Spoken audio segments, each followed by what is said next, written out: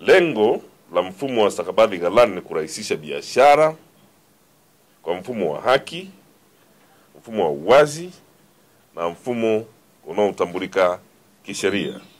Ndugu wajumbe, mfumo wa stakabadhi ghalani umeendelea kuonesha faida kubwa kwa wakulima, umeendelea kuonesha faida kubwa kwa wafanyabiashara, umeendelea kuonesha faida kubwa kwa taasisi za serikali, na mfumo huu una faida nyingi kwa wakulima, wajasiriamali, taasisi za fedha na soko kwa ujumla. Baadhi ya faida za mfumo huu ni kama zifuatazo. Moja, kuongeza thamani na kipato cha mkulima. Mfumo huu, ndugu washiriki, umemsaidia mkulima kuepuka kuuza mazao yake kwa bei ndogo wakati wa msimu wa mavuno. Kwa kuyaweka ghalani mazao yake na kusubiri bei kupanda, mkulima huuza kwa bei nzuri zaidi na hivyo kuongeza kipato chake. 2, upatikanaji rahisi wa mikopo.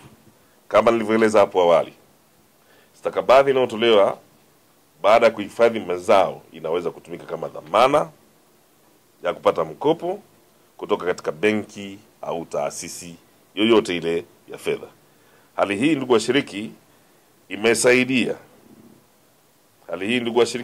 wakulima kupata mtaji mapema na kuendelea na shughuli zao bila kusubiri mauzo ya moja kwa moja.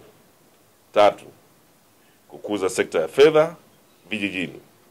Mfumo huu, ndugu washiriki, umefungua milango kwa wakulima wengi kuingia rasmi katika mifumo ya kifedha. Hii imeongeza ujumuishaji wa kifedha, kwa Kiingereza wanasema financial inclusion, na kuchochea mzunguko wa fedha katika maeneo ya vijijini. 4, mfumo huu umesaidia kuhakikisha ubora na usalama wa mazao. Washiriki, maghala yanayosajiliwa chini ya mfumo huu yanafuata viwango maalum vya uhifadhi, usafi na ubora. Hii inalinda thamani ya mazao na kuhakikisha yanabaki salama hadi wakati wa mauzo.